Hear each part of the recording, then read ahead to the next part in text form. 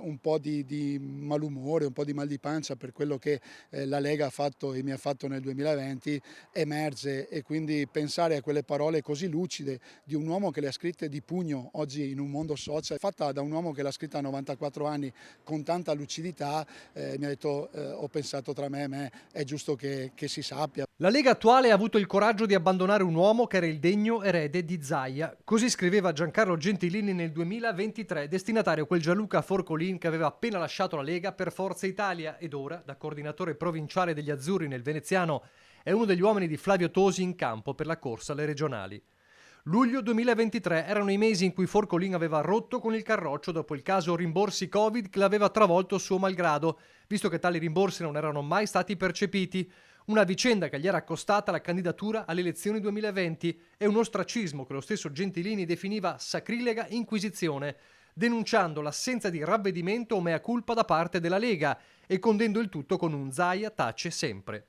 Forcolin posta la lettera su Facebook e non è un caso lo faccia in giorni di fibrillazione per il centrodestra veneto. Me la sentivo talmente dentro in questo tsunami politico dove insomma stiamo vedendo grandi paginate che sono quelle che stanno emergendo tutti i giorni per il candidato, per le liste eccetera, e mi è venuto in mente quell'uomo retto che è Giancarlo Gentilini, che è stato sempre il mio mentore anche quando ero sindaco a Musile di Piave, e quindi è sempre stato uno che mi ha dato delle dritte sul come deve comportarsi un buon amministratore. E un buon amministratore, sembra dire Forcolin, non può e non deve far aspettare il territorio. Lo stallo del centrodestra resta la spina nel fianco di tutta la coalizione. Noi abbiamo una partita che è pressoché vinta perché in Veneto insomma il centrodestra ha percentuali importanti, ma posso dirlo personalmente non stiamo facendo bella figura, nel senso che abbiamo tutte le carte in regola per oggi trovare il candidato. I cittadini e i veneti hanno bisogno oggi di risposte, quindi credo che si sia assolutamente in ritardo e si debba trovare il candidato migliore per dare una guida e un'amministrazione regionale che sia in grado di dare risposte